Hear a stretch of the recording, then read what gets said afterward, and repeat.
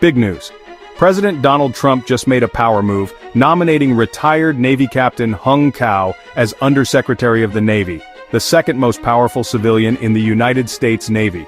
But this isn't just another bureaucrat stepping in.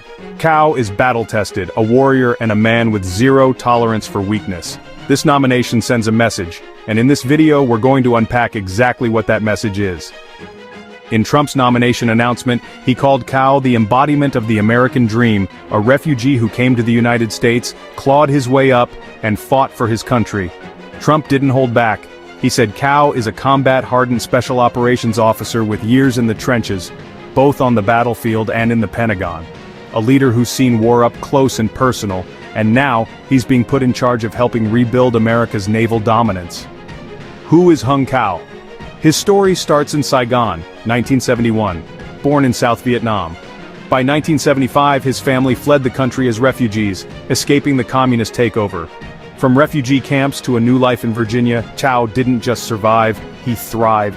He studied at one of the top high schools in the country, then fought his way into the United States Naval Academy, graduated in '96, earned a master's in physics, became a special operations officer and spent 25 years in the fight, deploying to Iraq, Afghanistan, and Somalia. You want a resume? Try this. He helped recover the bodies of John F. Kennedy Jr. and his family after their plane went down in 1999. He served in some of the most dangerous war zones on the planet. And now, he's stepping into a leadership role where he can reshape the Navy's future. But don't take our word for it. Just watch how he introduced himself to Virginia voters in his viral campaign ad. This is the scariest sound you will hear when you live in a communist country.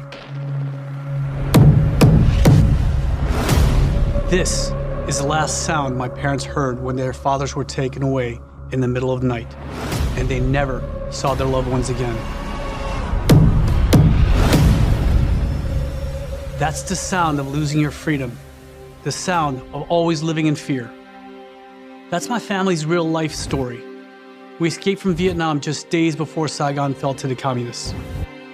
We were given a new life in the most generous country on earth. America saved my life.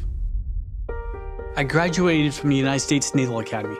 I earned a master's in physics and fellowships at MIT and Harvard before the left replaced merit with racial quotas. I spent my life trying to repay my debt to America, my country, our country, with 25 years of service in Navy Special Operations, combat in Iraq, Afghanistan, and Somalia. So what does this mean for the Navy? If you've followed Cao, you already know. He hates bureaucracy, he hates weakness, and he hates what he sees happening to America's military. Over the past year, he's been loud about the things he'd fix, and now, he finally has a chance to do it. First up, DEI programs, he's not a fan. He's blasted the Pentagon for focusing on diversity initiatives instead of combat readiness. He slammed the Navy's push to feature a drag queen as a recruitment ambassador, saying the military should be attracting warriors, not influencers. He's made it clear, the focus should be on lethality, not social engineering. He put his thoughts very bluntly in a Virginia Senate debate. When you're using a drag queen to recruit for the Navy, that's not the people we want. What we need is alpha males and alpha females who are going to rip out their own guts, eat them, and ask for seconds. Those are young men and women that are going to win wars. Next, recruitment and standards. The military is in trouble. Missed recruiting goals, lower physical standards, fewer young men even considering service. Cao has said the Navy needs to get back to what works, building warriors, not lowering the bar. If he gets his way, expect tougher standards, more discipline, and a culture shift that weeds out the weak. And then, there's China.